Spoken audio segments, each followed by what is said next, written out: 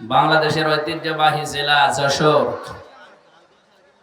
রোবদিয়া, মনসেফপুর পশ্চিম পাড়া যুব সমাজের উদ্যোগে তাফসীরুল কোরআন মাহফিলের স্বনামধন্য সভাপতি হাফেজে কোরআন হাফেজ মোহাম্মদ আলিমুজ্জামান মনি দামাত বারকাতুহুমুল আলিয়া, এ মাহফিলের বিশেষ মেহমান মাওলানা রবিউল ইসলাম খুলনা, মাওলানা হোসাইন মাহফুজ চুয়াডাঙ্গা, অন্যান্য ওলামা ইকরাম, সামনে বসা মুসলমান ভাইরা, পর্দার আড়ালের সম্মানিতা মা এবং বোনেরা, প্রশাসনের ভাইরা, প্রাণ প্রিয়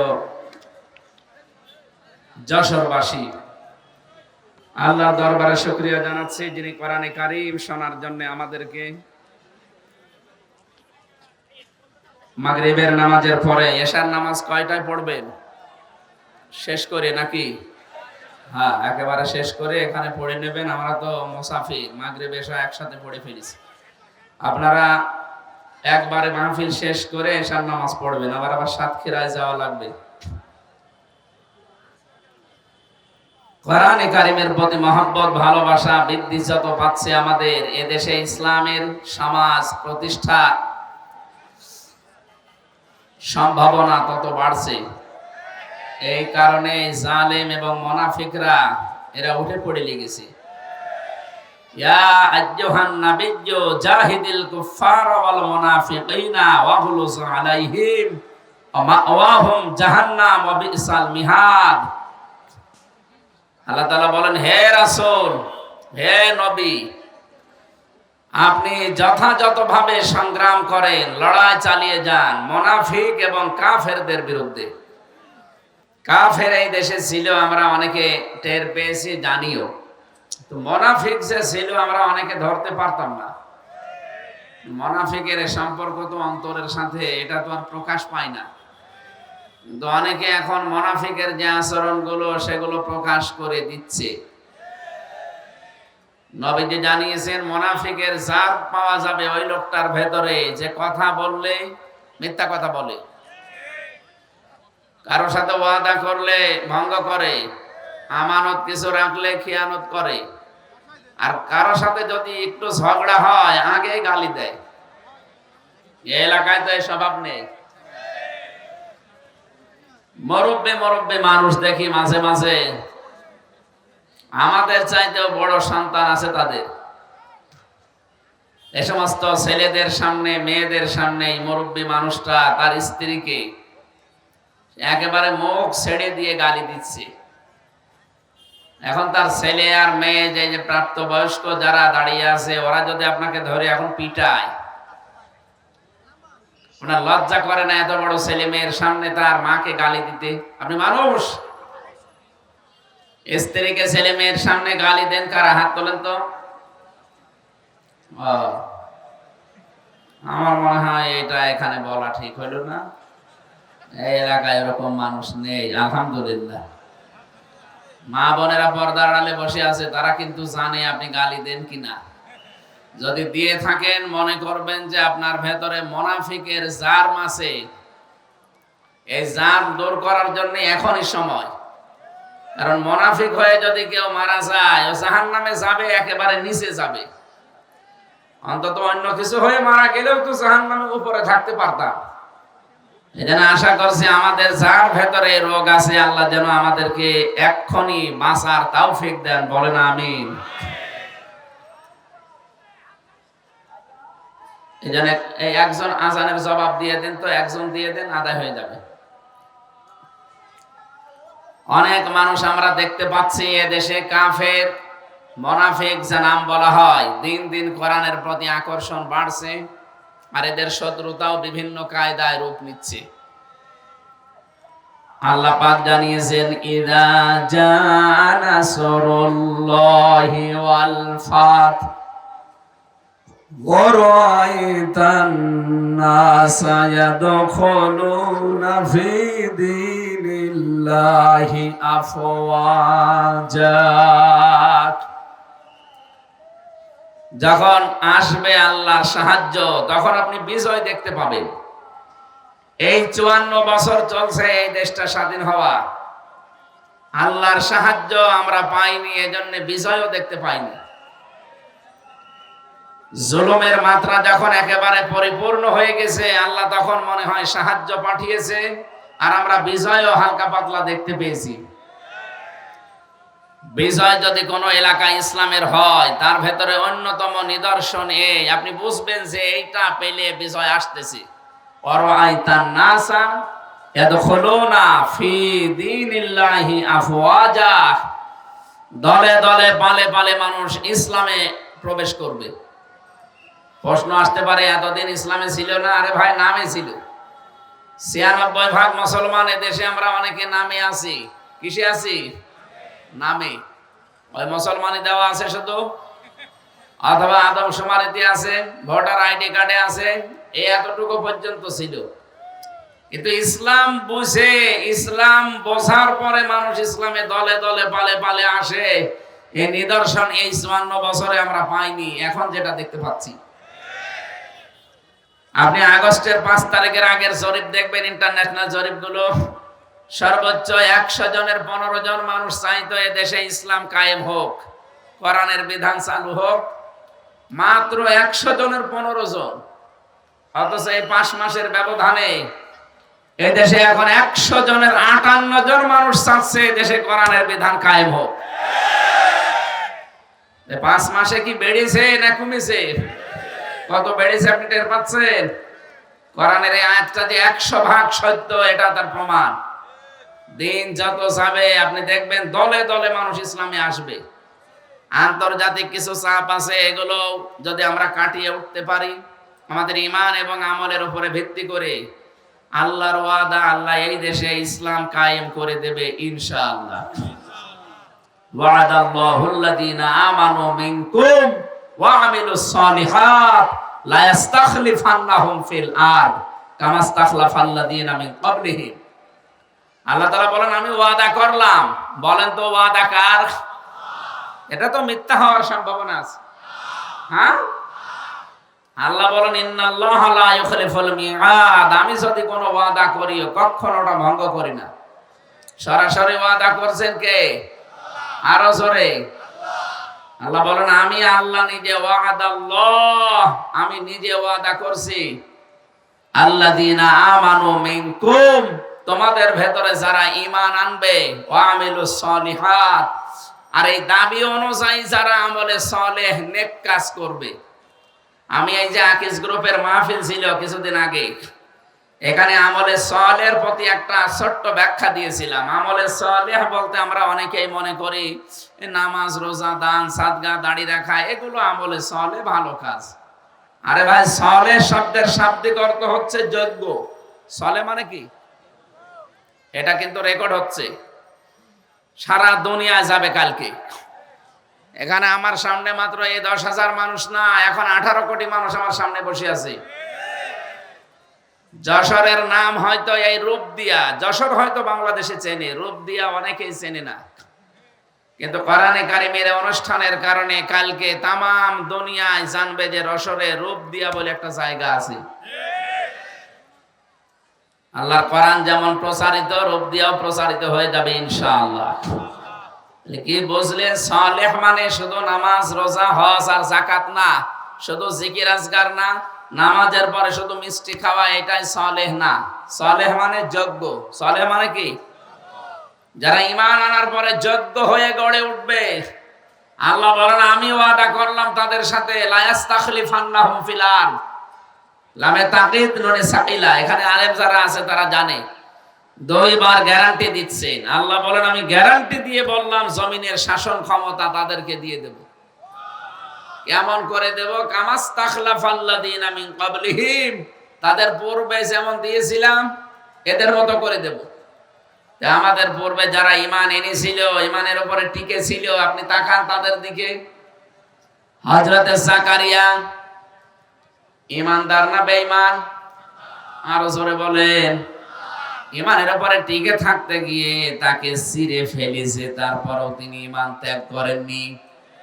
সুতরাং আমাদেরও যদি এরকম সামনে অবস্থা আসে, ঈমান আনার পরে যদি আমরা টিকে থাকতে পারি, মাস্ট বি আপনি আল্লাহর আয়াত বিশ্বাস করে নিতে পারেন, আল্লাহ জমিনের শাসন ক্ষমতা আমাদের দেবেন, কিন্তু আমাদের যোগ্য হওয়া লাগবে।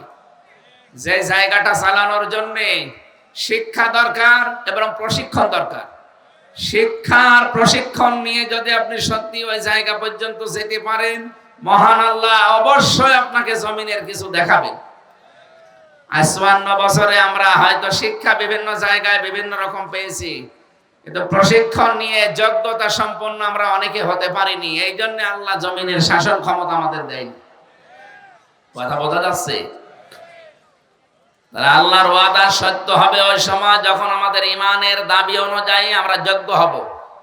আল্লাহ প্রত্যেকটি জায়গায় দিক আর বিভাগে যেন যোগ্যতা সম্পন্ন মানুষকে আল্লাহ তৈরি করেন এবং এই জমিনের শাসন ক্ষমতা আল্লাহ ইমানদারদের হাতে যেন তুলে দেন। সামনে যেন আমরা দেখতে পাই যে রাষ্ট্রীয়ভাবে দেশে নামাজ চলছে, নামাজের ওয়াজ যেন করা না লাগে, রোজার ওয়াজ যেন করা না লাগে, যাকাতের ওয়াজ করা লাগবে না, মানুষ নিজে এসে যাকাত রাষ্ট্রের কাছে দিয়ে যাবে। কথা বলে ঠিক কিনা? ওরকম একটা সমাজ আমরা চাই না। শান্তি স্বস্তি নিরাপত্তা নিয়ে মানুষ থাকবে। কয়েকদিন আগে আমিরে জামাত ডক্টর শফিকুর রহমান হাফিজাহুল্লাহ উনি গিয়েছিলেন গাইবান্ধা।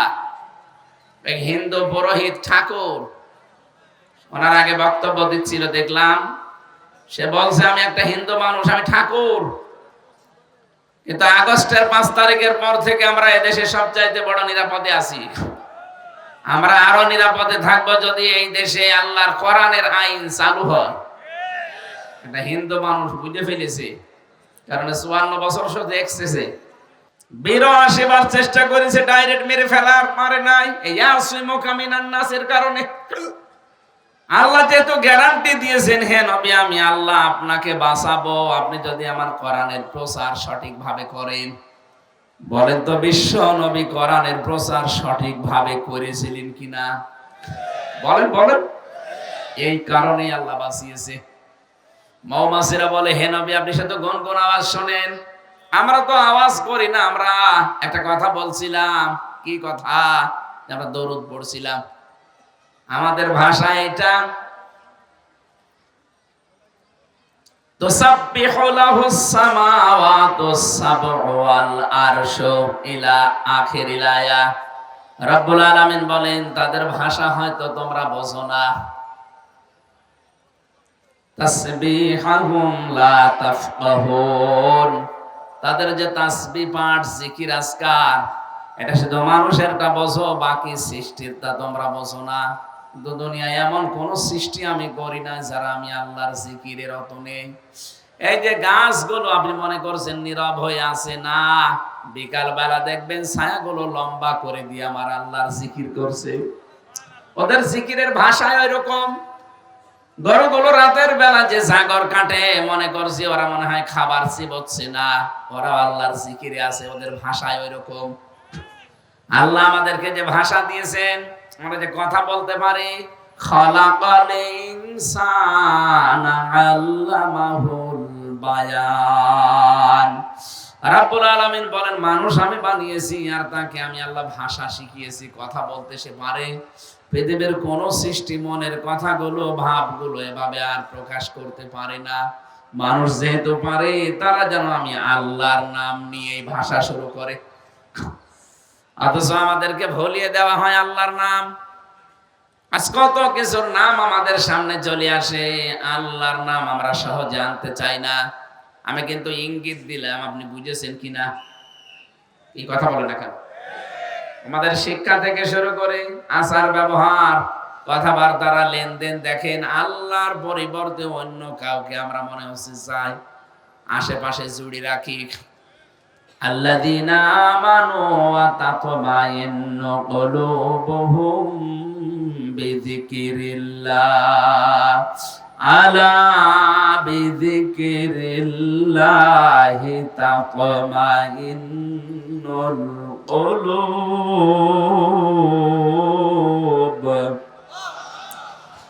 আল্লাহ তাআলা বলেন যারা ঈমান এনেছে এই মানুষগুলোর কাছে আমি আল্লাহর জিকিরে শান্তি আসবে, প্রশান্তি পাবে তারা। মানুষের অন্তর শান্ত করার জন্য একটা নাম আছে পৃথিবীতে, বলেন তো নাম কি? আরো জোরে বলেন।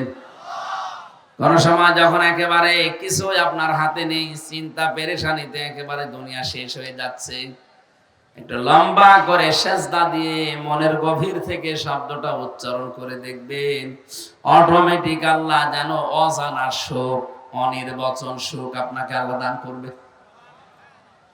কয় মিনিট সেজদা দিয়েছেন জীবনে? হয়তো 1-1.5 মিনিট 2 মিনিটে আপনি উঠে পড়েন, এটা লম্বা সেজদা দিয়ে দেখেন তো আধা ঘন্টা 1 ঘন্টা পরিমাণে আপনি দেখবেন একটা অনির্বচন সুখ পাবেন যদি আপনার অন্তর পরিষ্কার থাকে। নবীজি ডাক দিয়ে বললেন, মৌমাছিরা দরুদ পড়ছিল, এটা তোমাদের ভাষা। কি কি কারণে দরুদ পড়ছিল এই সময়? আমাদের ডিস্টার্ব হচ্ছে, এত আওয়াজ দাও।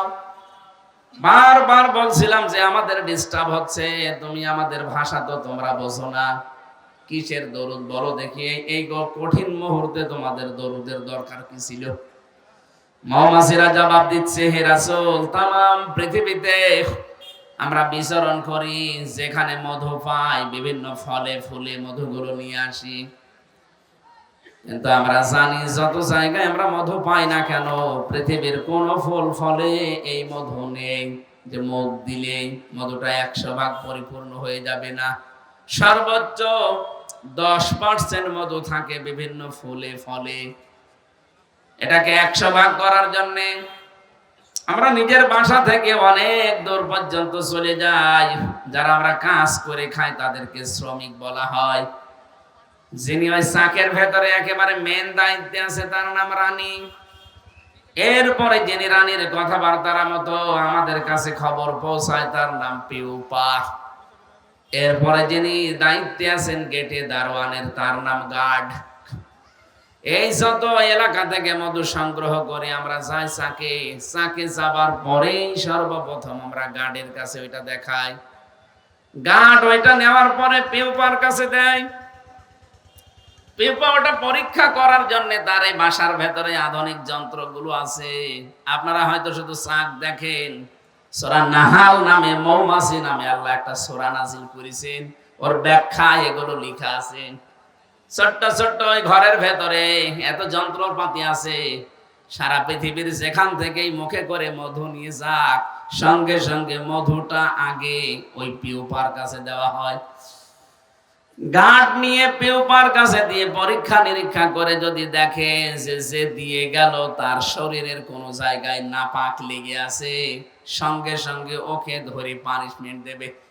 রানীর কাছে ডাক দিয়ে বলবে, রানী, আপনার এই শ্রমিক হয়তো কাজ করতে গিয়ে মধু সংগ্রহ করতে গিয়ে নিয়ে এসেছে মধু, এই যে আমি পরীক্ষা করে মাত্র 10 ভাগ মধু পেয়েছি, কিন্তু আশ্চর্যের বিষয় এর শরীরের কোন জায়গায় একটু নাপাক লেগে আছে। হ্যাঁ, এখানে শিক্ষা আছে। মৌমাছি ডাক দিয়ে বলছে, যেগুলো মানে শ্রমিক যেগুলো কাজ করে খায় তারা, যে আমরা নিয়ে এসেছিলাম হয়তো এখান থেকে 20 কিলোমিটার দূর থেকে, এমন একটা জায়গায় আমরা বসেছিলাম যে জায়গায় নাপাক ছিল, আমরা টের পাইনি। পেফা যদি পরীক্ষা করে দেখে যে এর ভেতরে নাপাক ছিল, সঙ্গে সঙ্গে রানীর কাছে পৌঁছিয়ে দেয়। রানী আদেশ দিয়ে দেয়, ওর আর বেঁচে থাকা আর কোনো অধিকার নেই, ওকে মেরে ফেলো। ওই সময় তাকে চাকের ভেতরে মেরে ফেলা হয়। তাফসিরে মুফাসসিরিন ইকরাম লিখেছেন কেন, জবাব দিয়েছেন তারা নিজেরাই। প্রথম কারণে মধুটা তামাম পৃথিবীতে বান্দা বান্দীদের জন্য আল্লাহ শেফা হিসাবে দিয়েছেন। সুম্মা কুলি মিন কুল্লিস সামারাত, আল্লাহ পাক বলেন যত ফল মাকড় আছে, ফল ফল আছে, এখান থেকে এরা খেয়ে খেয়ে এগুলো নিয়ে আসে। শিফাউল লিন্নাস, মানুষের এগুলো রোগ মুক্তির কারণ হিসাবে আল্লাহ ব্যবহার করেন। যেহেতু মানুষের এই মুখটাকে আমার আল্লাহ জন্মের শুরু থেকে, একেবারে জন্মের শুরু থেকে মায়ের পেট থেকে বের করা পর্যন্ত মুখটাকে পবিত্র রেখে দিয়েছিলেন, না পাক করেন নাই। এদিকে তাকান। জন্মের শুরু থেকে একেবারে সেই বীর্য, ওখান থেকে আপনাকে মায়ের পেট থেকে আল্লাহ যখন বের করে দিয়েছে, এর আগ পর্যন্ত আপনার মুখে কোনো নাপাক আল্লাহ লাগতে দেয়নি। কথা বলে না কেন? বিজ্ঞান প্রমাণ করেছে যদি ক্ষুধা লাগে সঙ্গে সঙ্গে মায়ের রক্ত আল্লাহ বন্ধ করে দেয় মাসিক। এ নাভির সাথে নাভির তার জুড়ে দিয়ে নাপাক রক্ত পেট দিয়ে নাভি দিয়ে খাওয়ায়, তারপরও মুখে লাগায় না। আল্লাহ বোঝাতে চেয়েছে বান্দা মুখটা পবিত্র রেখে দিলাম এই কারণে দুনিয়ায় যে কোনো নাপাক জিনিসে মুখ দিয়ে দিবা না। বলেন তো শুধু পায়খানা এটাই নাপাক? বলেন। হারাম সম্পদ উপার্জন করে ওটা দিয়ে ইলিশ মাছ কিনে খেলে ওইটাও পায়খানার মতো নাপাক। এদেশে তো এরকম মানুষ নেই। মনে করছে আমি ইলিশ মাছ খেলাম, অথচ ওটা এতিমের টাকা আত্মসাৎ করা। সম্মানিত মা বোন যারা এসেছেন আপনাদের মাঝখানে আমি 1 মিনিট কথা বলছি, আপনারা শক্ত হবেন আজকে থেকে। যার স্বামী, যার বাবা, যার গার্জিয়ান বৈধ বাদ দিয়ে অবৈধ কোনো ইনকামে পা বাড়াবে, আপনি তাকে শক্ত করে ধরে শিক্ষা দেবেন, বলবেন দেখো তোমার যতটুকু ইনকাম আছে তুমি নিজেও দোয়া করো আমাদের জন্য, আমরাও করেছি, এতটুকু নিয়ে আমরা যেন সন্তুষ্ট থাকতে পারি। তাই বলে তুমি হারাম ইনকাম করে 10,000 টাকা তোমার বেতন, প্রতি মাসে 50,000 টাকা তুমি নিয়ে আসো। কোথা থেকে নিয়ে আসো আমরা জানি না, যেখান থেকে এই টাকা নিয়ে আসো না কেন তোমার হারাম ইনকাম দিয়ে তৃপ্তি সহকারে যদি খাবার পর পেটে সন্তান আসে, ওই সন্তান আমি 10 মাস 10 দিন পেটে ধারণ করার পরে দুনিয়ার মুখ দেখাবো। তুমি কি জানো একটা সন্তান পৃথিবীতে আনতে কত কষ্ট মায়ের সহ্য করা লাগে? বিজ্ঞান জানিয়েছে মায়ের কষ্ট হয় সন্তান পেট থেকে বের করার সময় 57 ইউনিট। পৃথিবীতে যত বিষয় পাবেন প্রতিটি বিষয় পরিমাপ করার জন্য একটা যন্ত্র পাবেন। এই যে স্টেজটাকে যদি বলে এটা মেপে দেন, এটা মাপ দেওয়ার যন্ত্র আছে না? বলেন। এটা মাপতে হলে ফিতা লাগে, গজ লাগে। কি এই যে জমিনটাকেও যদি মাপতে বলে এই জমিটা মেপে দেন, এর জন্য চেন আছে, ফিতা আছে। এখন যদি বলেন এই যে এইটা আপনি দাড়ি পাল্লায় তুলে দেন, মাপতে পারবেন? পৃথিবীর প্রতিটি জিনিস পরিমাপ করার যেহেতু যন্ত্র আছে, বিজ্ঞান মানুষের কষ্ট পরিমাপ করার জন্য একটা যন্ত্র বের করেছে, তার নাম ওটা ইউনিট দিয়ে মাপা হয়। আমরা যারা পুরুষ মানুষ দুনিয়ায় আছি, যত শক্তিশালী পুরুষ হন না কেন, যত শক্তিশালী পুরুষ হয় পৃথিবীতে সর্বোচ্চ 45 ইউনিটের বেশি কষ্ট সহ্য করতে পারবেন না। 45 ইউনিটের পরে আপনি মরে যাবেন যদি কষ্ট দেওয়া হয়। কিন্তু বিজ্ঞান বলছে একটা মা তার সন্তানকে দুনিয়ার মুখ দেখাতে গিয়ে যদি নরমালে ডেলিভারি করতে চায় 57 ইউনিট কষ্ট সহ্য করা লাগে। সম্মানিত মা বোনের আপনি শক্ত হয়ে বলবেন দেখো এত কষ্ট করে 10 মাস 10 দিন তোলার বস্তার মতো আমি এর বহন করব পেটে, 57 ইউনিট কষ্ট সহ্য করে প্রায় 32 বার মানুষ মারা গেলে যত কষ্ট হয় একটা সন্তান নিয়ে আসতে ওই রকম কষ্ট হয়। তা আমি এত কষ্ট সহ্য করে একটা সন্তানকে দুনিয়ায় নিয়ে আসব, আর তুমি হারাম ইনকাম করে নিয়ে এসে আমারে খাওয়াবে, পেটের ওইটা তো জন্মগত ভাবে হারামখোর হবে। বলেন, জন্মগত ভাবে হারামখোর হবে না? আপনার হারামখোর সন্তান আমি পেটে নিতে পারবো না, দরকার আপনি আমারে বাদ দিয়ে দেন। এরকম মহিলা আছে না? ওরা আর উদ্বুদ্ধ করে যে জলেখার বাবা তোমার মতো চাকরি করে, তার বাম হাতের ইনকাম দেখো না, তুমি ছাতা কি করো, তোমার কি বাম হাত নেই? আপনার কথা মতো যদি বাম হাতের ইনকাম করে আর ওইটা নিয়ে যদি আপনি খাবার খেয়ে সন্তান পেটে নেন, অত জন্মগত ভাবে হারামখোর হয়ে জন্মাবে। আসতে বলেন। আপনার পেট থেকে তো আমরা আশা করি শাহজালাল, আপনার পেট থেকে আমরা আশা করি আব্দুল কাদের জেলানি, আপনার পেট থেকে আমরা আশা করি সাজ্জেদ আবুল আলা মাউদুদি রাহমাতুল্লাহ আলাইহি। আপনি পেট থেকে জন্ম দিয়ে দিবেন বিশ্ববিখ্যাত মুফাসসির আল্লামা সাঈদী। আর আপনি কি জন্মাচ্ছেন? এজন্য পরিবারে যারা আছেন, মা হোক, বোন হোক, বউ হোক, ভাবি হোক, আপনাদের শক্ত হতে বলছি। আমার ম্যাডাম এটা শুনছে, ম্যাডামকেও বলবো আপনিও শক্ত হবেন। আমি যেন বাম হাতের কোনো কিছু নিয়ে অন্তত আপনাকে না দেই। যদিও আর সন্তান হওয়ার সম্ভাবনা আমার নেই, না নেই। আমার 3টা মেয়ে ডাক্তার রে, শেষেরটার বেলায় ম্যাডাম তো আইসিইউতে ছিল, বাচ্চাটাও ছিল লাইফ সাপোর্টে। ডাক্তাররা আমাকে ডাক দিয়ে বলছে আপনার মেয়ে নেবেন না স্ত্রী নেবেন, যে কোনো একটা বাঁচবে। অথচ এর আগে আমার 2টা মেয়ে অলরেডি আছে। চিন্তা করলাম কয়েক মিনিট যে এখন কি করি। মেয়ে যদি বাঁচাতে চায়, বউ যদি মরে যায়, সাথে বিয়ে না আর একটা করা যাবে, কিন্তু এদের এই 3জনকে এখন দেখবে কি? কয়েক মিনিট বললাম ঠিক আছে ডাক্তার সাহেব, ভেতরেও তো চলছিল অপারেশন, ঠিক আছে কয়েক মিনিট সময় দিন। ভেবে চিনতে বললাম না, আপনার 2টাই বাঁচানো লাগবে। ওনারা শেষ পর্যন্ত আমারে বলছে 2টা বাঁচাতে পারে, কিন্তু সামনে আর কোনোদিন আপনার সন্তান হবে না, ওটা কেটে ফেলে দেওয়া লাগবে। দেন আমার 3 মেয়ে যথেষ্ট, আর লাগবে না। এখন শুধু যা করব কামাই, সব খাবে জামাই। এই জন্য কামাই মামার প্রতি আমার আর কোনো নেই, কি করবো করি, লোকের ছেলে খাবে সব। সাথে আমি আর কয়দিন, যে কয়দিন বাঁচবো কামাই জামাই করে খেয়ে যাবো, লোকের ছেলে পায় পাক না পায় না পাক। বলেন তো, আমি এই মানুষের জন্য যা করব কামাই, সব খাবে জামাই, ওদের জন্য করি, আমার আখেরাত নষ্ট করার কোনো দরকার আছে? আমি আমার 3 পুরুষের পরে সত্যি কথা বলছি, কিন্তু আমি চিনি না। আমার বাবা রিয়াজউদ্দিন, তার বাবা জাহান আলী, তার বাবা নমাজ আলী, এরপরে আমার আর জানা নেই। আমি চিনিও না, তাদের নামও জানি না। আর আমি কোনোদিন, আমি আমার বাবার কাছে, আমার দাদা তো মরে গেছে, আমি জিজ্ঞাসা করিনি যে তোমার বাবার কি নাম ছিল, আমার দরকার নেই। আমি বোঝার জন্য বলছি, আমি একটা আলেম মানুষ, আপনারা জানেন আমি অনার্স মাস্টার্স করা কোরআনের উপরে। তা আমার মতো একজন মানুষ যদি 3 পুরুষের পরে আমি আর না চিনি, এখানে যে লোকটা ভ্যান চালক, ও মনে হয় ওর বাবার নামও জানি না। 3 পুরুষের পরে যে লোকটা মরে গেছে, নমাজ আলীর বাবা, সে মাত্র 61 বছর আগে মরেছে। আমি হিসাব করলাম, আমার বাবাকে জিজ্ঞাসা করে, মাত্র 61 বছর আগে সে মারা গেছে।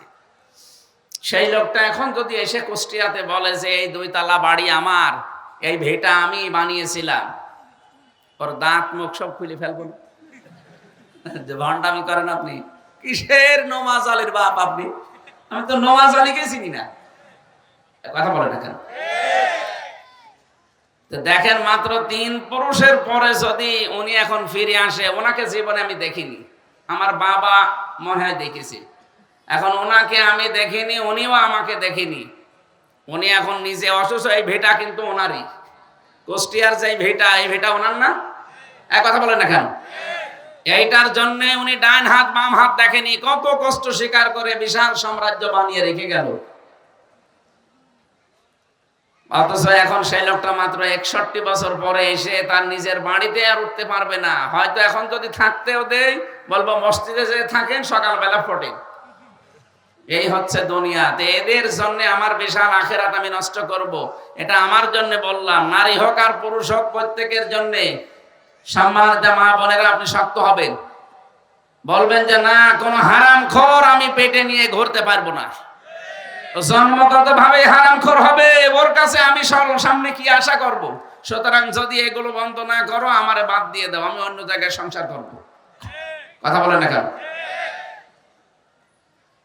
যশোরবাসী, যেহেতু খুলনা বিভাগে আমারও বাড়ি, বাংলাদেশের 64 জেলার চাইতে এই বিভাগের মানুষগুলোকে এমনি মানুষ হিসাবে স্বাভাবিকভাবে ভালোবাসি বেশি। সেই হিসাবে বড় দরদ নিয়ে বলছি, মা বোনদেরকেও, আপনি আমার হয়তো মা হবেন, বোন হবেন, ভাবি হবেন, ফুফু হবেন, এরকমই কিছু হবেন। বউ তো আর বলা যাচ্ছে না, বউ যা ওই একটাই শেষ। এই হিসাবে বলছে, আপনাদেরকে আমি আপন মনে করি, সত্যি কথা শোনাচ্ছি, কেউ কারো না। যার জন্য যা করে যাচ্ছেন সত্যি, কিন্তু এই আমার মতো 3 পুরুষের পরে আর চিনবে না।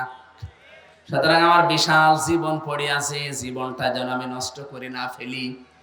কোরআনের সামারাইজ বক্তব্য কিন্তু এটাই, ওমাল হায়াতুদ দুনিয়া ইল্লা মাতাউল গুরুর। বলেন আল্লাহু আকবার।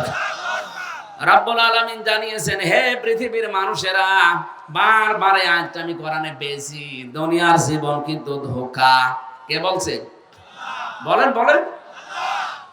যে কথাটা তুলেছিলাম এ পর্যন্ত বলার জন্য, একটা মা এত কষ্ট সহ্য করছে যে সন্তানের জন্য, এই সন্তানটা পৃথিবীতে আনতে যদি তার 57 ইউনিট কষ্ট সহ্য করা লাগে, যেটা 32 বার মরণের যন্ত্রণার সমান, সেই মা কোন কারণে এখন আপনার হারাম ইনকাম মেনে নেবে?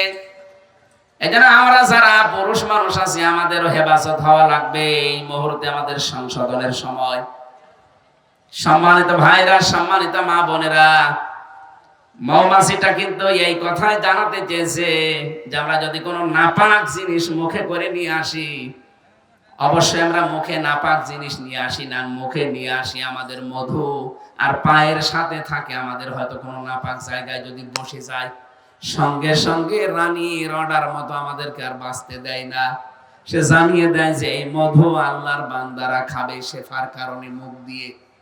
মানুষকে দিয়ে খায়, বলেন বলেন। তাদের শেফার কারণে আল্লাহ মুখ দিয়ে খাওয়ানোর ব্যবস্থা করেছে। এই মধু আমাদের মাধ্যমে এটা উপার্জন হয়, ব্যবস্থা হয়। আর তুই নাপাক জায়গায় বসলি কোন কারণে? তোর আর বেঁচে থাকার কোনো অধিকার নেই, তখন তাকে মেরে ফেলে। তখন মৌমাছিরা নবীজি গান জানিয়েছিল, হে রাসূল, আপনাকে আমি আশ্চর্য একটা কথা শোনাই। আমরা যে গুনগুন করছিলাম কেন জানেন? এই মনে আছে আপনাদের? কেন গুনগুন করছিলাম আপনারা জানেন?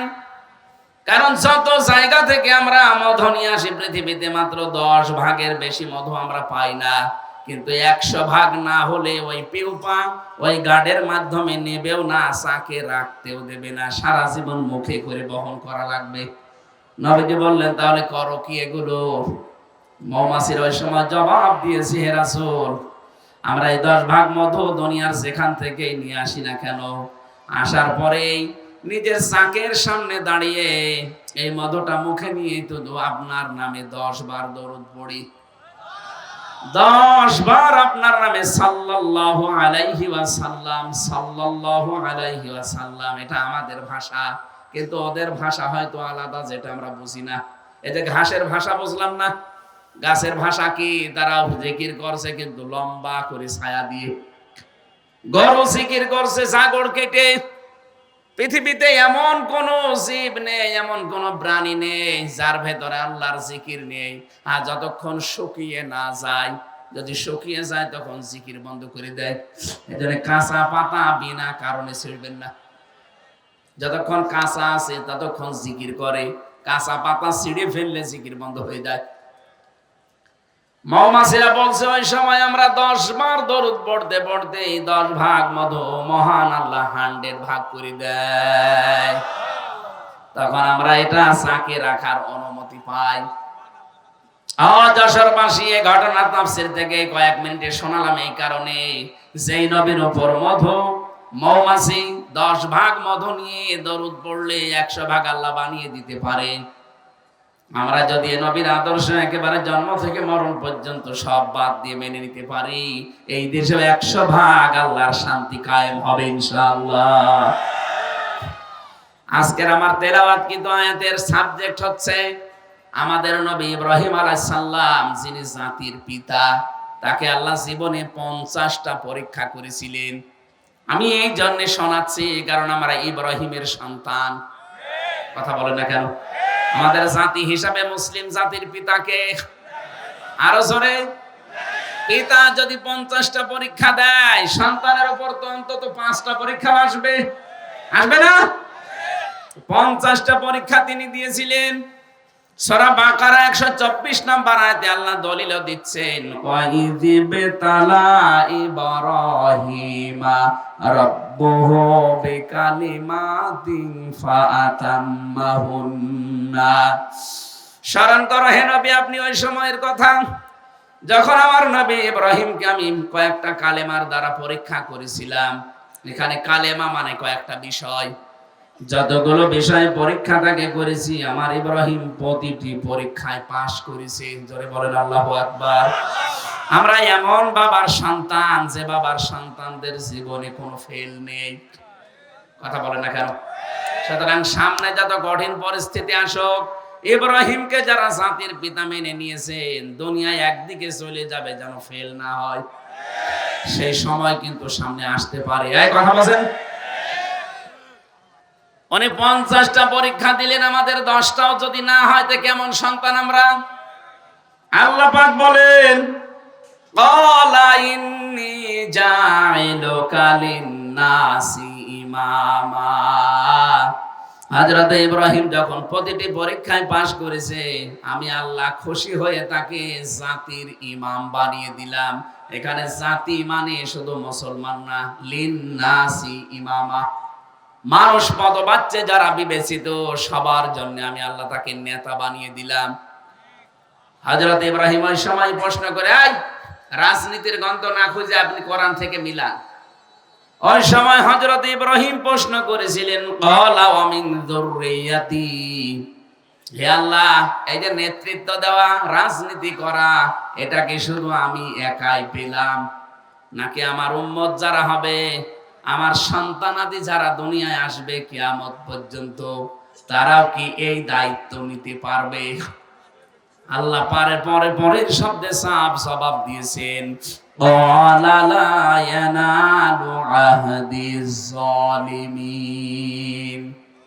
ইয়ানালু এটা মুজারে, বর্তমান, ভবিষ্যৎ, প্রেজেন্ট, ফিউচার। আল্লাহ বলেন, ইব্রাহিম সাফ কথা, আমার তোমার সন্তান আদি কিয়ামত পর্যন্ত যারা আসবে দুনিয়ায়, তারাও নেতৃত্ব দিতে পারবে, তারা নেতা হতে পারবে, তারা জনগণের উপরে দায়িত্বশীল হতে পারবে, কিন্তু যারা জালেম তাদের জন্য আমার কোনো অঙ্গীকার নেই। এই আয়াত দিয়ে প্রমাণ হয়, আমি যত তাফসীর পড়েছি সব মুফাসসির বলেছেন জালেমদের জন্য রাজনীতি করা হারাম। অথচ বড় বড় জালেম ছিল রাজনীতিবিদ এই দেশে।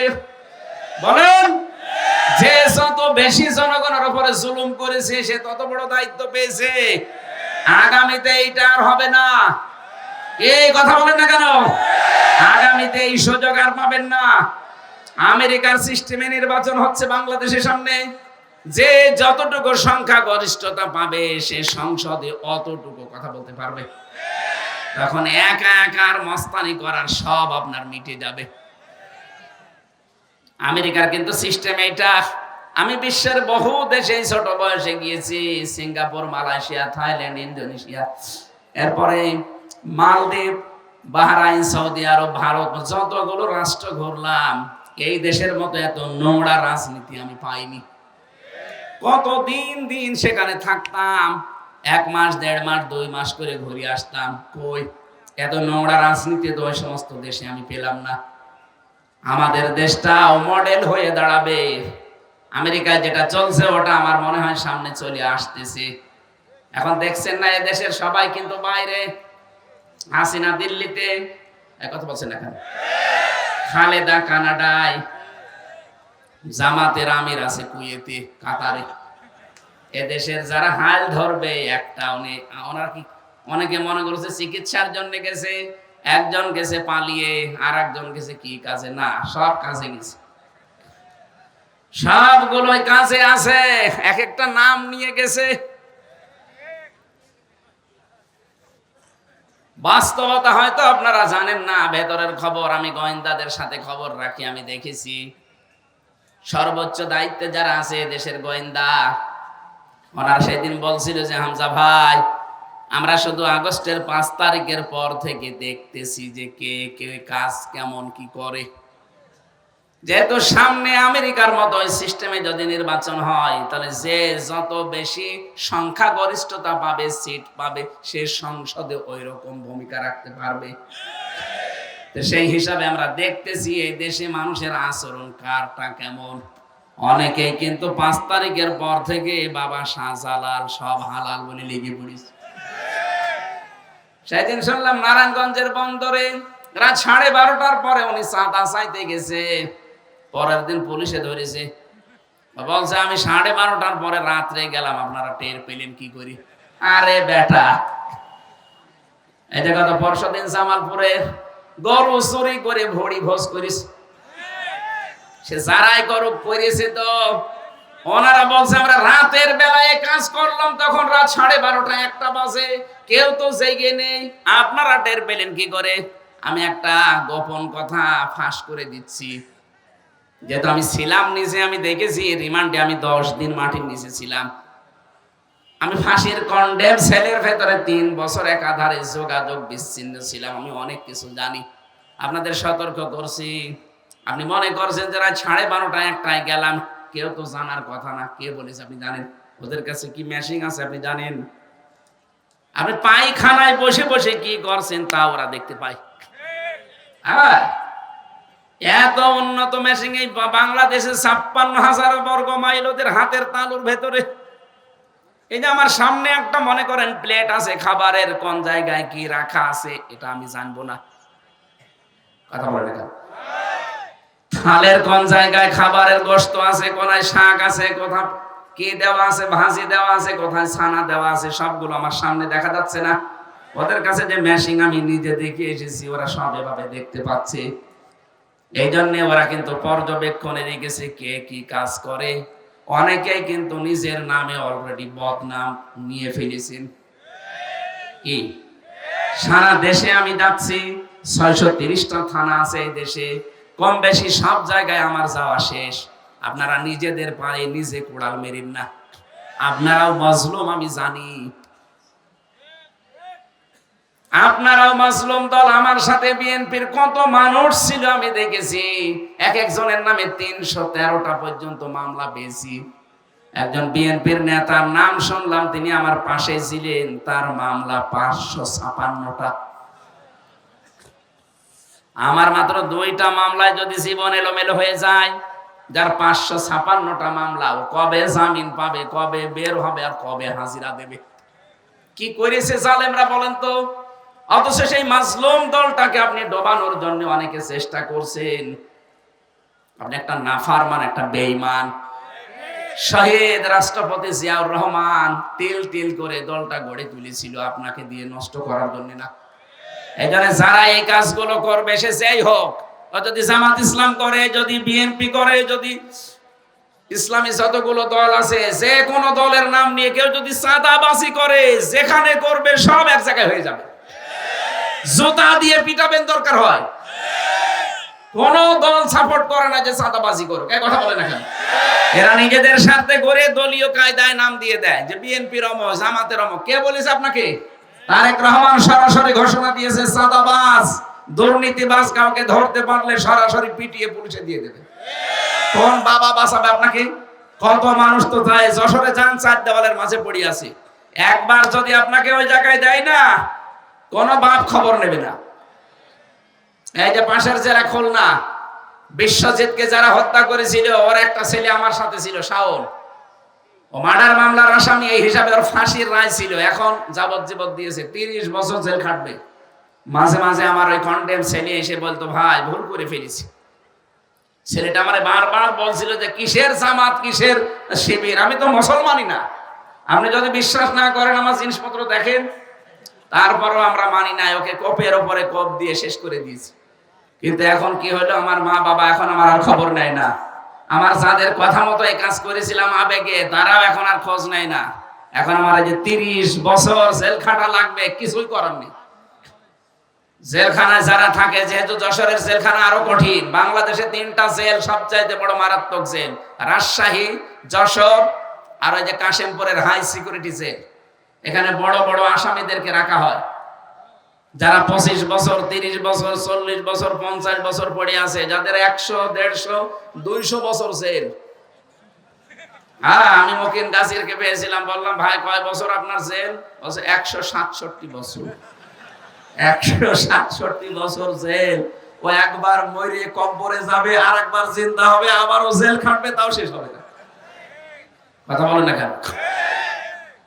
একজনের জেল শুনেছিলাম 250 বছর, ওই যে যেটা মরে গেল শাহজাহান জল্লাদ, ওর প্রথম দিন যে আমি পেয়েছিলাম ঢাকার এই কেন্দ্রীয় কারাগারে। এত বড় বড় মোষ, জল্লাদ তো জল্লাদের মতোই। প্রথমে এসে আমার সালাম দিয়ে বলছো, হুজুরের ভেতরে তো অনেক টিভি আছে, এখানে ওই যে মেমোরি কার্ডে ওয়াজ ভরে নিয়ে এসে আমাদেরকে শোনানো হয়। তা আপনারা আমি চিনি, আপনি না আমির হামজা না? না। আপনার নাম কি? বলছে শাহজাহান জল্লাদ ভুইয়া। ও চেহারা দেখে আমি আমি অজ্ঞান হয়ে যাওয়ার মতো। ওরে বাবা, এই লোকটাই তো ফাঁসি দেয়। আমার সামনে কতগুলো মানুষ, প্রায় 12-13 জনকে ফাঁসি দিয়ে দেখলাম আমার এই চোখের সামনে। একটা জীবিত মানুষ নিয়ে 1 মিনিট পরে সে লাশ হয়ে যাবে। একটা করে ফাঁসি দিলে নাকি 4 মাস করে জেল মাফ হয়, এই জন্য ও এই কাজ নিয়েছিল। ওর ওই রকম জেল ছিল, সে রাষ্ট্রপতির ক্ষমায় মনে হয় মাপ পেয়ে বের হয়েছিল। বেরিয়ে তো টিকতে পারলো না, কিছুদিন পরে মরে গেল। ভেতরে তো অনেক খাবার পেত।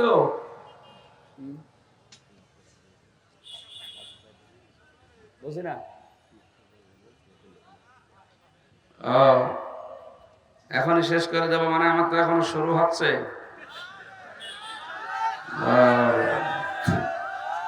সম্মানিত ভাইরা, আমরা আমাদের পিতা, জাতির পিতার 50টা পরীক্ষার কথা বললাম না?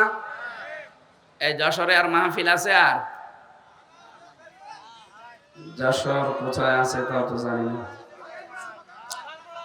এখানে সূরা বাকারার 124 থেকে 131 নাম্বার আয়াত পর্যন্ত বাড়ি যেয়ে এখন লিখে নেবেন, মোবাইলে তুলে নেবেন, প্রত্যেকে পড়বেন যারা লেখাপড়া জানেন।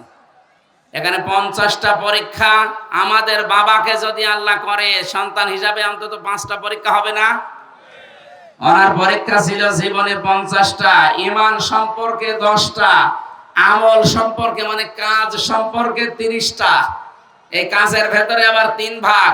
সূরা তাওবার 112 নম্বর আয়াতে আছে 10টা, সূরা মুমিনুনের 101 থেকে 10 নম্বর আয়াত পর্যন্ত আছে আরো 10টা, সূরা আহজাবের 35 নম্বর আয়াতে আছে আরো 10টা, এই 30টা। আর এই ঈমানের 10টা, 40টা। এরপরে ফিতরাত বা স্বভাব সম্পর্কে 10টা। এটা মারিফাতুল কোরআন আর তাফসিরে হাক্কানি, তাফসিরে ফি জিলালিল কোরআন, এগুলো থেকে আমার এই তথ্যগুলো নেওয়া। ওনাকে যে পরীক্ষাগুলো নিয়েছেন, কত কিছু আমি নোট করেছিলাম না, এখন আর সময় দিতে পারছি না। ওই মাহফিল থেকে মনে হয় ওরে কল দিচ্ছে যে নিয়ে আসেন, ওখানে তোমার 9টায় ওঠার কথা, সাতক্ষীরা 1 ঘন্টা লেগে যাবে যাওয়ার সময়, আমাদের 1 ঘন্টা 5 মিনিট হয়ে গেছে। আগামী থেকে আবার একটা একটা করে মাহফিল নেব। আমি আপনাদের কথা দিয়ে যাচ্ছি, সামনে এইভাবে ঢালাও ভাবে আর অনুষ্ঠান নেব না। এক জেলায় সর্বোচ্চ হয়তো 2টা, এই আকিস গ্রুপের এইটা, আর এখান থেকে ওই বেনাপোল অথবা বাঘারপাড়া একটা, এই পুরা জেলা মিলে 1, 2, 3টা দিয়ে শেষ করে দেওয়া লাগবে। সারা দেশে যেহেতু যাওয়া লাগছে।